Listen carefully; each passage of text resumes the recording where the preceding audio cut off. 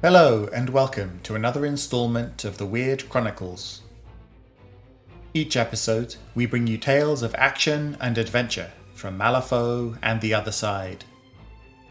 On today's episode, we have the conclusion of the White Fist. A young man named Adulio has made a deal with Zoraida the Swamp Hag in order to win the affection of Lupita, a beautiful flower seller.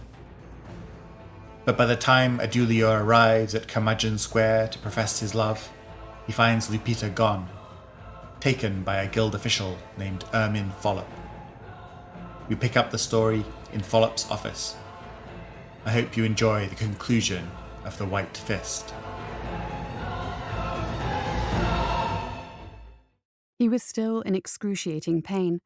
Touching the tender bulb of his nose with his fingertips, he could feel it had swollen dramatically and had turned a purplish-red hue in the hand mirror he continually examined the damage with. The hornet's sting had somehow managed to get him inside the nostril, and the stinging had left his eyes bloodshot with tears. Cursing his luck, he tried to turn his attention back to the work on his desk, but his mind kept returning to the flower girl. How dare she laugh at him, after all the generosity he had shown her? Well, she wouldn't be laughing now, not down in the detainment cells. A few nights in one of those dank, brutal holes would knock some of the vim out of her. He was certain she would be much more hospitable to his advances after that. He had already speculated on a few of the ways she could demonstrate her gratitude when he deigned to release her. His speculations were interrupted by an urgent rap on his door. "What?" he snapped. The door opened, and his personal aide stepped tentatively into the room. Caravel had always had an apologetic look about him, an abject quality that irritated Follop to no end. He looked particularly aggrieved today. "I'm sorry to trouble you, Mr. Follop, only there's a young gentleman out here, and he's most insistent that he speaks with you at once." "Send him away," the guild officer grumbled. "I'm busy." Before Caravel could say another word, a figure pushed past him and into the office. This newcomer Follop did not recognize. He wore a cheap suit and too much pomade, but he looked hale and sturdy, and there was a stubborn set to his jaw that the guild officer didn't like the look of. "I'm sorry to bust in on you, sir, but I must speak to you," the boy said. He straightened his jacket in a self-conscious way, but there was a fierce determination in his gaze that suggested he was here with definite purpose. "This can't wait." "Can't it, indeed?" Follop commented dryly. He gave Caravel a glower that said, "I'll deal with you later," and told him, "This young man has 1 minute, after which I want him removed." Caravel nodded and hurried out of the office. Follop turned his gaze on the nervous boy. "Well?" "I'm here about Lupita," he blurted at once. "Ah, the flower girl." Follop leaned back in his chair and began to re-examine his injured nose in the vanity mirror. "And you're her brother, I suppose?" "No, I'm—" The boy looked suddenly awkward. Well, Lupita is with me. We're together." "Is that so?" Follop prodded his nose delicately. "She's never mentioned you. I must say you don't seem the type she would associate with." He looked at the boy over the rim of his mirror. "At all." The boy coloured at this, but he held his ground. Definitely determined, Follop noted, but out of his depth. "So," the guild officer continued, "you're here to plead for her release, are you?" The boy didn't answer at once. He was looking closely at Follop's face. "Did she do that to you?" Now it was Follop's turn to colour. "She assaulted an officer of the guild, if you must know." "She attacked you? Lupita?" The boy sounded incredulous. "I don't believe it." Follop's hackles began to rise. "I couldn't care less what you believe. She'll be tried before the local magistrate and given a fitting sentence like all the other criminals who think they can cross the guild." The boy was silent again for a moment, his face frowning with concentration. "You're lying," he said at last. "I beg your pardon," Follop spluttered. The arrogance of this boy was astounding. "You're lying," the boy said, his conviction growing. "She never touched you. The people in the square say you were making inappropriate advances towards her and she rejected you. You stormed off and that's why." Follop lurched to his full height, which was unimpressive. "How dare you?" he barked. "What gives you the right to come here into the inner sanctum of the guild and start bandying about tin-pot theories you heard in the gutter?" "You are a liar!" the boy shouted back, jabbing a finger at the smaller man. "What have you done with her?" "I've had quite enough of this nonsense. Guards!" "Where is she?" the boy demanded. "Guards!" Follop cried again. There was a rumble of heavy feet, and his door burst open for the second time that day to admit 2 men in guild uniform. They took a moment to survey the situation. "Arrest this fool and take him down to the detainment cells. He just threatened an officer of the guild." The boy made no attempt to defend himself from the advancing men, keeping his gaze and his pointing finger fixed on Follop. "Where is she?" he persevered. If anything, his features had become more determined. "Get him out of here," Follop commanded, his voice still steady, although his heart had begun fluttering nervously. The guards took hold of the boy's cheap suit and hauled, but evidently he was stronger than he looked, and leaned over the man's desk like a man walking into a strong wind. "Lupita is mine, Follop," he shouted. "Give her back to me." "Get him out of here," Follop cried, more shrilly this time. "He's gone mad." "Let her go, you lying weasel!" The boy struggled against the 2 guards. His suit jacket tore and his daisy, fresh plucked that morning, spiraled to the floor. "Let her go!" One of the guards managed to get an arm around the boy's neck from behind and was trying to haul him backwards away from the guild officer. What troubled Follop the most was that the boy did not fight back. Instead, he strained against the 2 men, trying to get through them, reaching now with one open hand to get at his true opponent. "Guards! Guards!" There was real fear in Follop's voice now. "Come quickly, he means to murder me." "Let her go!" The boy was still bellowing. "Lupita is mine!" There was more running in the corridor outside, and another 3 men came barreling into the office. They quickly grasped the situation and went to subdue the shouting boy. The thwarted lover, however, would not be denied, and suddenly lunged forward with ferocious strength. His suit jacket and shirt ripped apart in a dozen hands, and he momentarily burst free. He reached clear across the desk and grabbed Follop by the throat. The guild officer made a gargling sound, and his eyes bulged as the boy throttled him one-handed. Though he struggled, he could get no purchase on the brawny arm, and the fingers around his throat felt like an iron collar. "Kill him," he tried to shout, but all that came out of his mouth was "Ugh!" The guards redoubled their efforts, gripping the attacker's arm, and even trying to pry his fingers from around Follop's throat, but to no avail. The boy was as muscular as a young bull and possessed an unnatural strength. It felt like Follop's windpipe was being crushed. One of the guild guards drew his clockwork pistol and struck the boy heavily on the back of the head. The sound was awful, but his assailant's gaze did not falter, and if anything, his grip grew tighter. "Boy's mad!" grunted another. "Him again!" The guard struck the boy again with the heavy cast-iron pistol, and then a 3rd time. Blood trickled down the back of his neck, but he would not relinquish his grip. "Lupita is mine!" he hissed at the guild officer. Follop's eyes felt the size of hen's eggs, and he stared distractedly at the boy's arm while the life was being throttled out of him. There was a woven black band around the wrist that seemed strangely familiar, but Ermine couldn't quite place where he'd seen it before. It was becoming a triviality, really. Had he known it at the time, His oxygen-starved brain was on the verge of blacking out. It was right at that moment that Guild Captain Groom stormed into the office, a swaggering mass of brass buttons, waxed moustache, and outraged demeanour. "What is the meaning of this farce?" he roared before catching sight of the scrum of struggling guardsmen and the puce-faced Follop, whose toes had all but lifted from the ground. Ever the pragmatic man, Groom drew his sabre with a practised motion, bellowed, "Stand aside, that man!" at the guard trying to peel back the boy's fingers, and sliced the attacker's hand off at the wrist with a single stroke.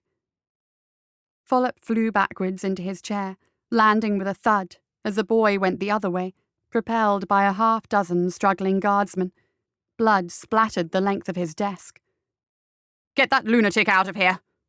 the captain urged, rooting in his pocket to find a kerchief to wipe his blade.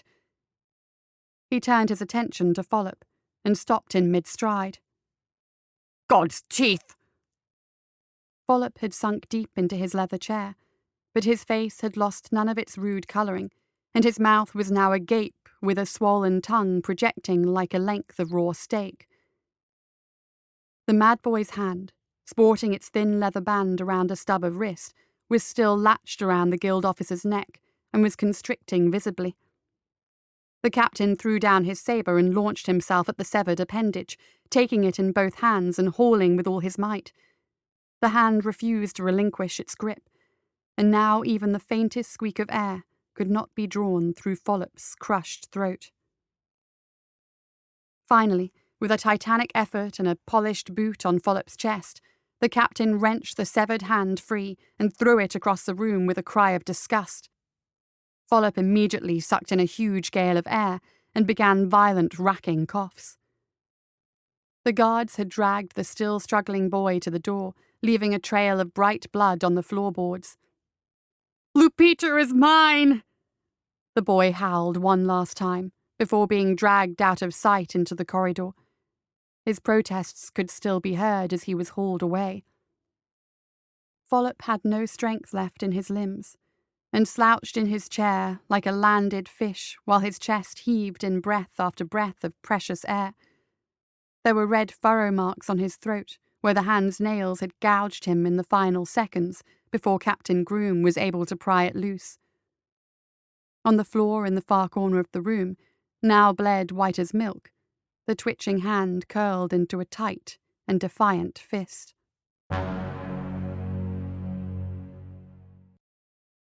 When he had recovered sufficient poise and dignity, Follop thanked the guild captain in a hoarse whisper, and decided that taking the rest of the day off might not be a bad idea.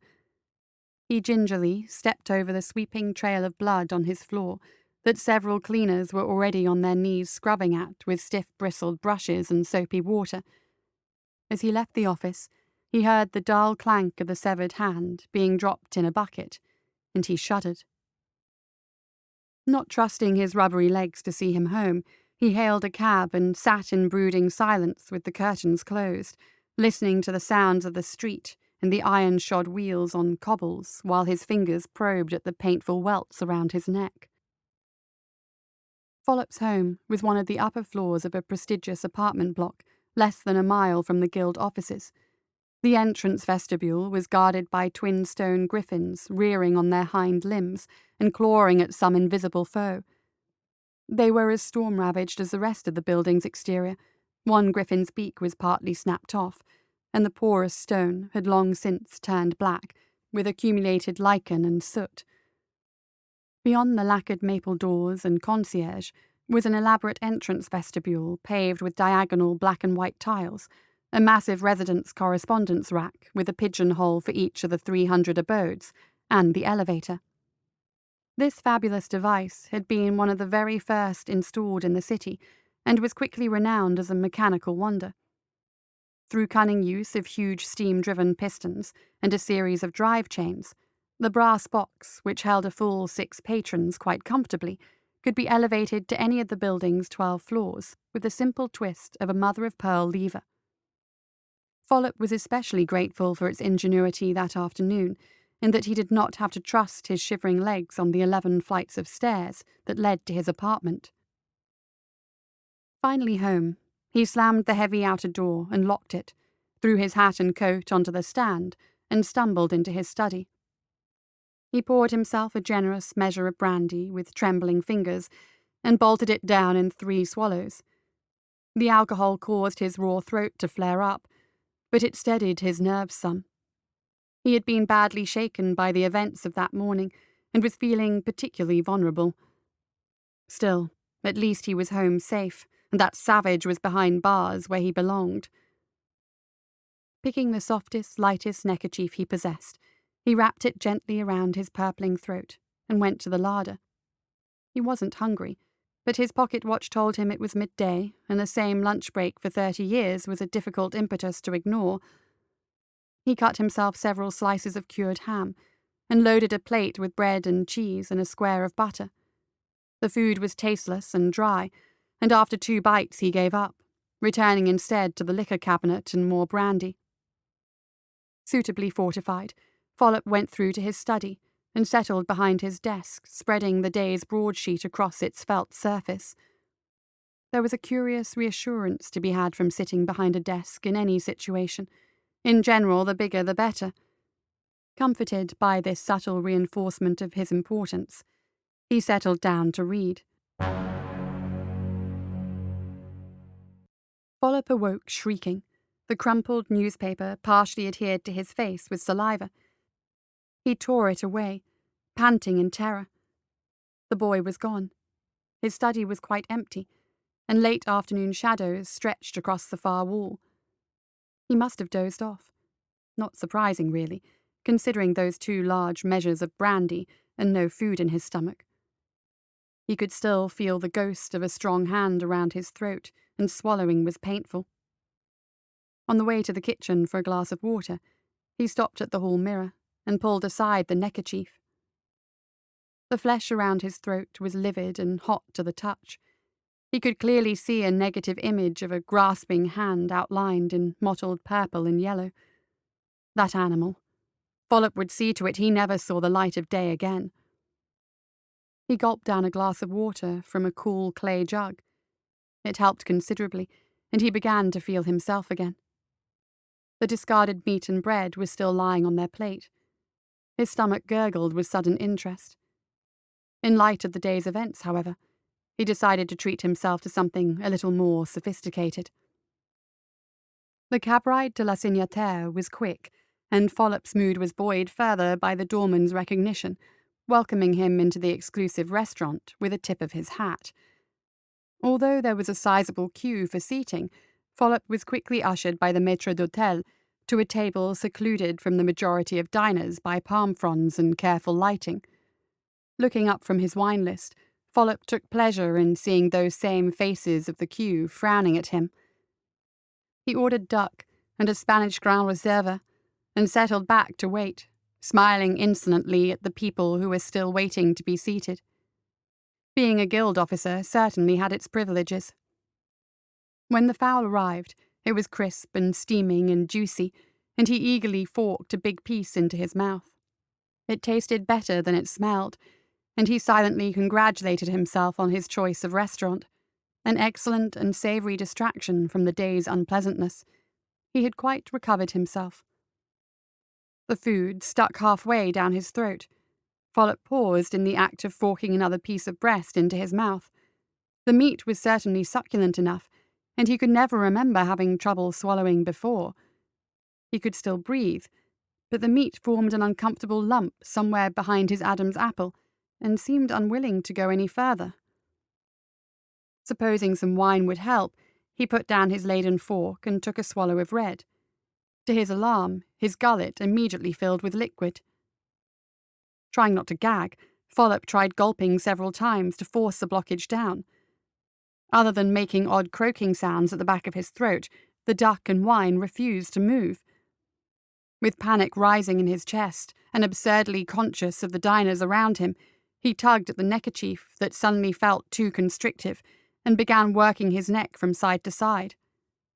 The wine had been a mistake and was stinging the back of his throat, making his eyes water. Tears began to well up in the corners of his eyes. Reaching for his water glass, he took a big mouthful, determined to gulp it down and ram the wedge of duck into his stomach.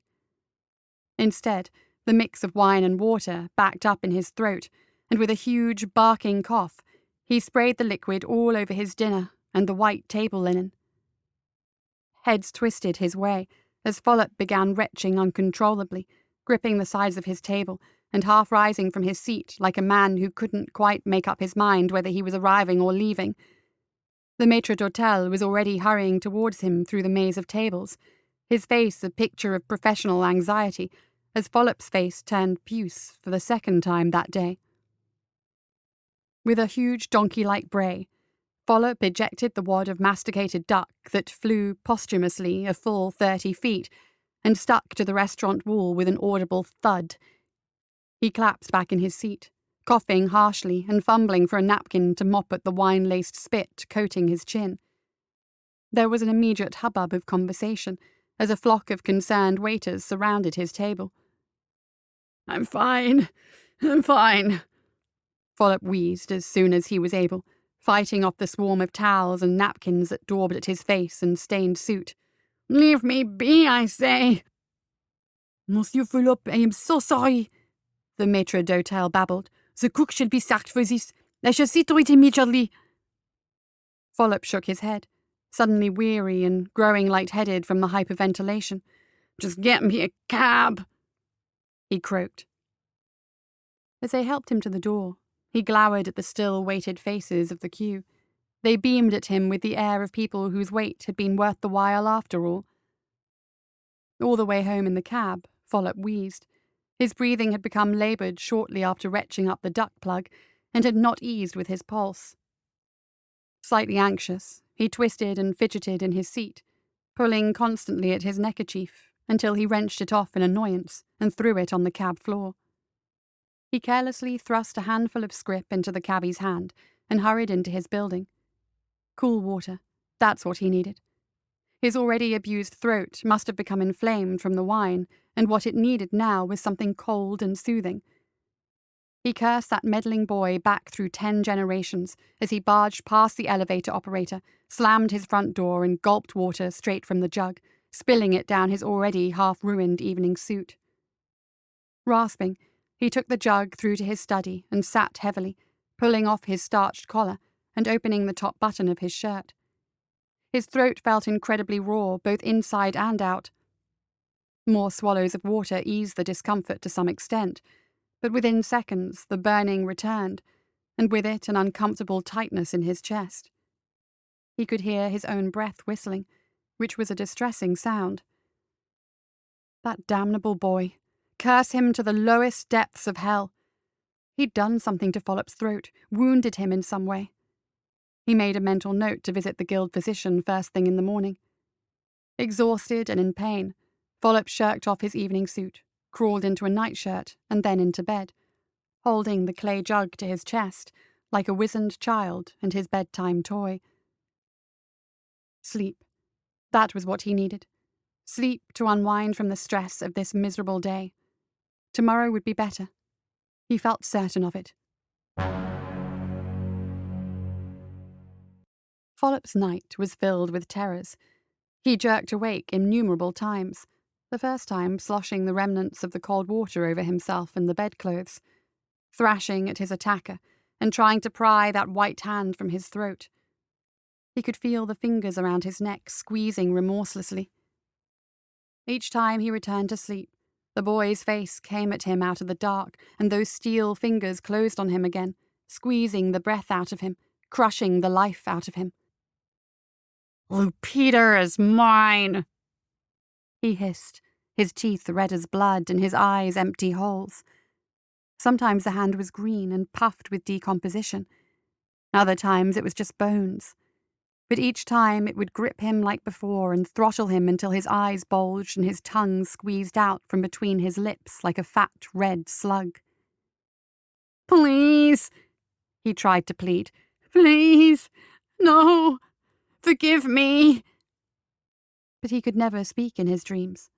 The phantom of the white fist would not allow it. By the first grey threads of dawn, Follop had crawled out of bed and lay on the floor, wrapped in sheets and too afraid to venture sleep again.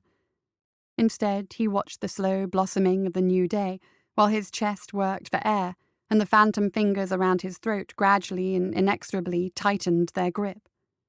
Every few seconds he would raise a hand to swat at the hand, only to find his fingers passing through thin air and his neck unmolested. Yet he could feel it. The concierge's cheerful grin faltered when Follop emerged from the elevator that morning. Unshaven and grey-faced with his suit collar splayed wide, the guild officer walked with the slow infirmity of the aged, using a hand to steady himself as he took the steps down to the street one at a time. He couldn't manage more than a dozen paces before running out of breath, and stood making a high, keening sound while he dragged in one lungful after another. Unable to face the suffocating crowds of Curmudgeon Square, he whispered for the cabbie to take him around to one of the underground entrances to the guild offices, and there he waited until a guard appeared that he could requisition to help him into the building. The guild physician frowned as he worked towards a diagnosis, peering critically into Follop's throat and feeling around his jawline, which made the little man wince and shy away repeatedly. He took the guild officer's temperature and listened to his pulse and to his heart, before frowning more deeply. "Well," he said eventually, "it may be an inflammation of the digestive glands under the tongue. I'm going to prescribe you a poultice that should take the colour out of those bruises." Follop gripped the man's white coat and yanked him forward with what little strength he still possessed. "I don't care about the bruises," he rattled. "I need to breathe." The physician recoiled, his wire-rimmed glasses askew. Of course. He fumbled at his physics station for some time, rattling glasses and vials until he finally produced a small stoppered bottle. The smoked glass held perhaps an ounce of liquid and had a cork stopper. "If you put 5 drops of this in a glass of water 3 times..." Follop snatched the bottle from the physician's hand, wrenched out the cork and upended it, grimacing as he gulped down the foul-tasting liquid. The empty bottle was discarded, and Follop leaned back against the wall, rasping for air. A minute passed, while the physician waited awkwardly. But Ermine felt no easing of the constriction around his throat. If anything, it was growing tighter. "How soon?" he hissed. The effects should be immediate," the physician stammered.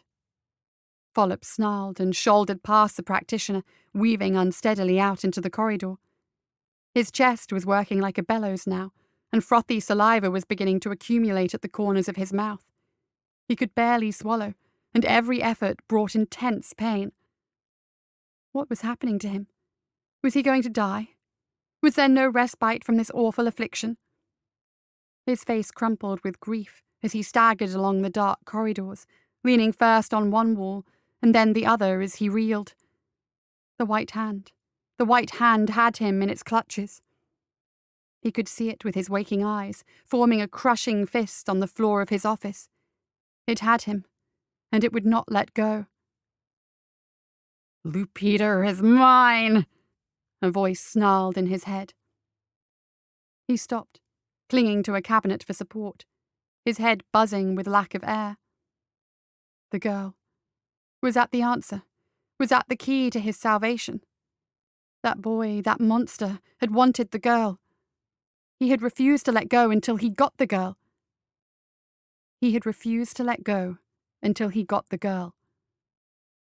Staggering again, but with new purpose, Follop turned about and headed for the detention cells. It was a desperate and forlorn hope, but if releasing them both to be reunited would save him from this terrible curse, he would do it, and gladly. He would apologize to them both, would make them understand how lonely and unloved he was, how wrong he had been to abuse his power. But he could make amends.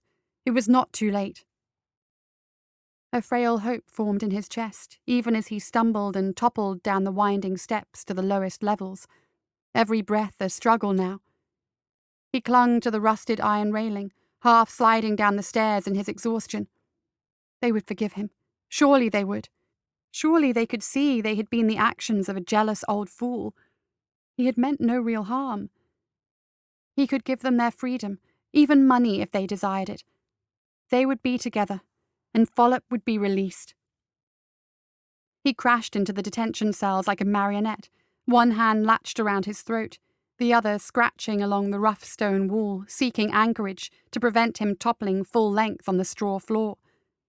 His face contorted horribly with every intake of breath, which came as a slow, high rattle, like a breeze blowing through something dried up and dead.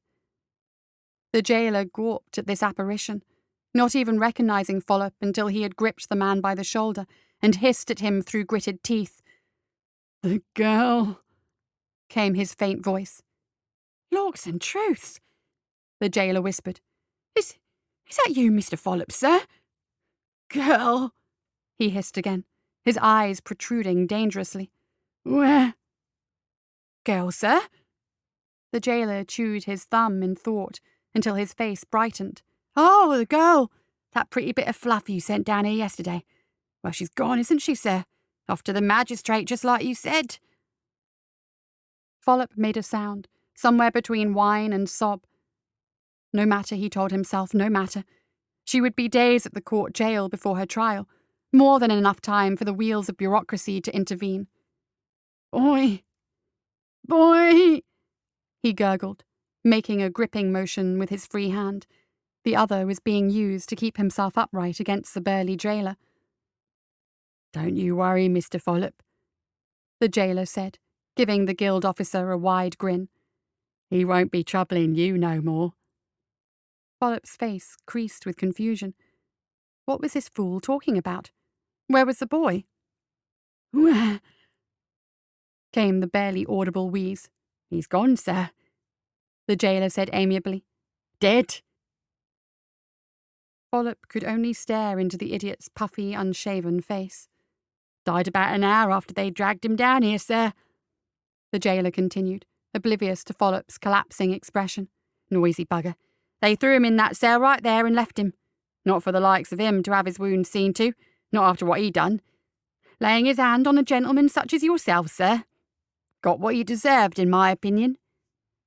The jailer's voice began to echo and distort.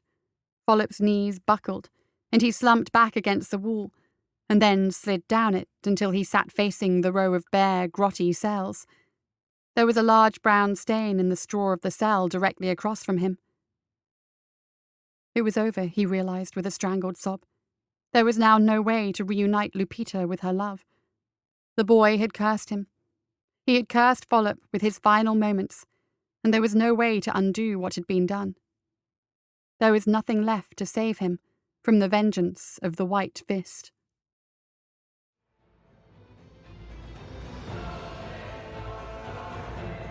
That's it for another installment of the Weird Chronicles. Join us next time for more tales of action and adventure.